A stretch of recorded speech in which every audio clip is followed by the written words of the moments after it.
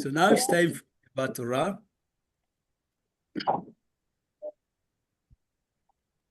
We'll invite Gilbert. Yep. Gilbert's coming forward. Shabbat Shalom, brethren. Shabbat Shalom. Avenu Malkenu, our Father, King. We bless your holy name and thank you for the gift of your word. As we open the parashat Vayeshev, with the Ruach HaKodesh guide our hearts, just as you were with Joseph.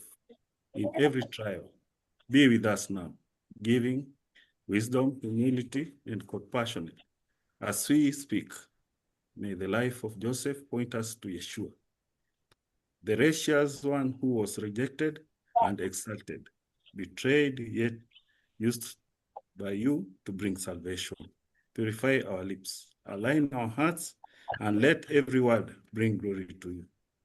Amen.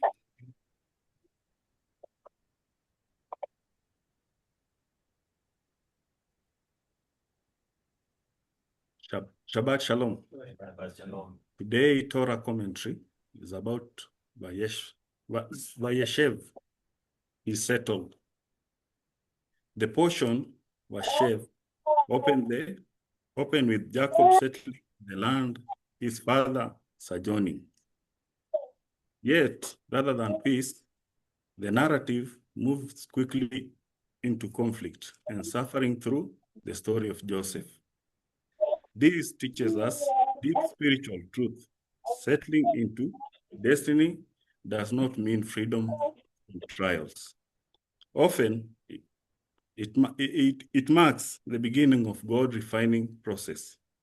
In Genesis chapter 37, 1 to 11, Joseph received prophetic dream showing God's calling on his life.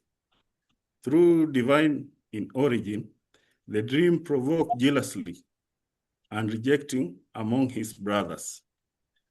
From messianic perspective, Joseph's story powerful foreshadows Yeshua, the Messiah, the beloved son, rejected by his own brothers, yet chosen by God to become the means of salvation to many. God uses rejection for redemption.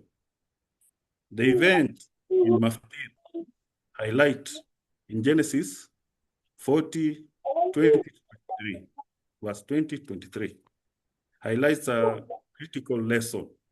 God's timing does not always align with human expectation. Joseph is forgotten in prison despite accurately interpreting the dreams. Yet, even delay is part of divine orchestration. God was positioning Joseph to rise not by human remembrance, but a divine appointment. Likewise, Messiah Yeshua waited for his appointed hour, fully submitted to the Father's perfect will. Justice and compassion, it connects by Haftarah connection. In Amos chapter 2, 6, 3 through 8, the prophetic rebukes Israel for their injustices, corruption, and exploitation of the innocent. This passage echoes the behaviors of Joseph's brothers, who sold him for profit. Amos powerfully reveals God's heart. He is a God of justice who defends the oppressed and calls his people to walk in righteousness. Just as Amos declares that Adonai does nothing without revealing thought through his prophets, Joseph's dreams demonstrate that God reveals his redemptive plans before their fulfillment. Likewise, the prophet foretold the coming of Messiah long before his appearance.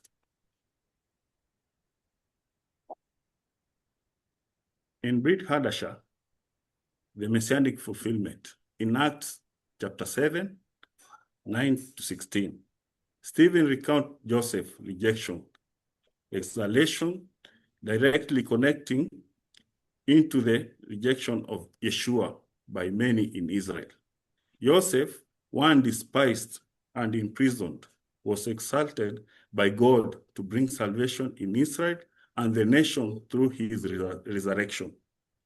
Stephen's message reminds us that God's chosen deliverers are often rejected before they are recognized. Yet rejection never cancels divine calling. It fulfills it. Modern application, Vayeshev calls us to remain faithful. When our dreams seem delayed or our loyalty misunderstood, like Joseph and Yeshua, we are invited to trust God's sovereign plan, even when circumstances appear painful or confusing. Key lesson: God's promises often unfold through trials before triumph. Rejection does not signify abandonment. It often signals divine preparation. Waiting season develop maturity, character, and deeper reliance of God. Justice, humility, and faithfulness must guide our walk as covenant believers. May we walk in unwavering trust like Joseph, standing righteous as proclaimed by the prophets, and embrace the redemptive mission of Yeshua, our Messiah. May Adonai strengthen us to remain faithful in his calling, even when journey lead through unexpected valleys, knowing that every step in moving us forward is appointed destiny. May God see us through. Baruch Hashem.